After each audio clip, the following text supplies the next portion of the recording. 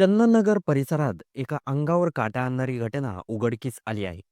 प्रेमसंबंधावरून झालेल्या वादातून 18 वर्षीय तरुणाची तेही तब्बल 29 वेळा वार करून निर्घृण हत्या करण्यात आली आहे. मृत तरुणाचे नाव आहे लखन उर्फ सोन्या बाळू सकट. वय फक्त 18 वर्ष आणि या संपूर्ण घटनेमागे कारण एकच, त्याच्या मावस बहिणीचे प्रेमसंबंध. चला तर जाणून घेऊया नेमकं प्रकरण काय आहे आणि कसं घडलं. लखनच्या मावस बहिणीशी यश नावाच्या तरुणाचे प्रेमसंबंध होते. या नात्याला लखनने थांबवायचा प्रयत्न केला आणि थांबवायचं त्या यशला सांगितलं. "माझ्या बहिणीपासून लांब राहा," असं त्याने वारंवार यशला सांगितलं होतं. काही दिवसापूर्वीच लखनने यशला बोलवून त्याला "माझ्या बहिणीपासून लांब राहा," असं सांगितलं होतं. दोघांमध्ये वाद देखील झाला होता. पण यश काही ऐकायला तयार नव्हता. याच रागाच्या भरात काही हत्या झाल्याचं पोलिसांच्या तपासामध्ये समोर आलं आहे.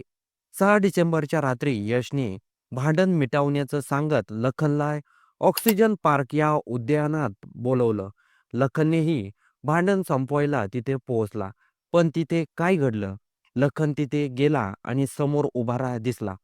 यश एकटा नव्हता. त्याच्यासोबत होते प्रथमेश दरकू, जानकीराम वाघमारे, महादेव गंगो सागरे, बालाजी आनंद, करण सरोदे हे सर्व 18 ते 20 वर्ष वयोगटातील तरुण मित्र. दिसताच लखन थोडा ताठरला. पण तरीही त्याने बोलण्याचा प्रयत्न केला. "आपण शांततेने बोलून मिटवू." पण ते क्षणापासून वाद पुन्हा पेटला. दोघांनी एकमेकावर आरोप प्रत्यारोप केले. आवाज वाढला आणि अचानक परिस्थिती हाताबाहेर गेली. त्यांच्या मित्रांनी लखनवर एकामागून एक 29 वार केले. लखन हा एकटा होता, त्यामुळे त्याला बोलण्यासाठी वेळ देखील दिला नाही. त्याचं या 5-6 जणांनी लखनवर जवळपास 29 वार करून त्याचा जीव घेतला आणि रात्रीच्या अंधारामध्ये हे सर्व मित्र तिथून पळून गेले, पसार झाले. लखन तिथेच रक्ताच्या थारोळ्यामध्ये पडलेला होता.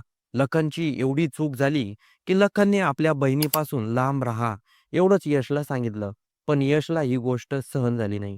त्याने रागाच्या भरात लखनचा जीव घ्यायचं असं ठरवलं. घटनास्थळी पोलीस पोहोचले, पण तिथे लखनची हत्या करण्यात आली. तिथे लखनचा मृतदेह हा नव्हता. फक्त रक्ताचा मोठा सडा दिसत होता. लगेच पोलिसांनी जवळच्या रुग्णालयाशी संपर्क साधला आणि लखन एका खाजगी रुग्णालयात दाखल केल्याची माहिती मिळाली. मात्र तेव्हा खूप उशीर झाला होता. तो मृत घोषित झाला. यानंतर चंदननगर पोलिसांनी जवळजवळ संपूर्ण रात्र जागून तपास सुरू केला.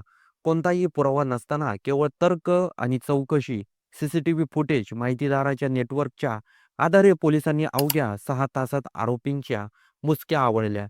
यातील काही जण अटक करण्यात आले, तर 6 अल्पवयीन मुलांना पोलीस ताब्यात घेतलं आहे. हत्येमध्ये सहभागी असलेले आरोपी आहेत प्रथमेश शंकर दरकू, यश रवींद्र गायकवाड, जानकीराम वाघमारे, महादेव गंगासागरे, बालाजी आनंद आणि करण सरोदे हे सगळे जवळपास 18 ते 20 वर्ष वयोगटातील तरुण होते. पोलिसांनी त्यांची चौकशी केली. चौकशीमध्ये असं समोर आलं, यशचं लखनच्या मावस बहिणीवर प्रेम होतं आणि लखनने काही दिवसापूर्वी यशला सांगितलं होतं, की "तू माझ्या बहिणीपासून लांब राहा, नाहीतर परिणाम वाईट होतील." याच प्रेमसंबंधाच्या नात्यांमधून यशने लखनचा जीव घेतला असं समोर आलं आहे. या प्रकरणामध्ये प्रेमसंबंध, अहंकार या गोष्टीमुळे एका तरुणाचा जीव घेतला.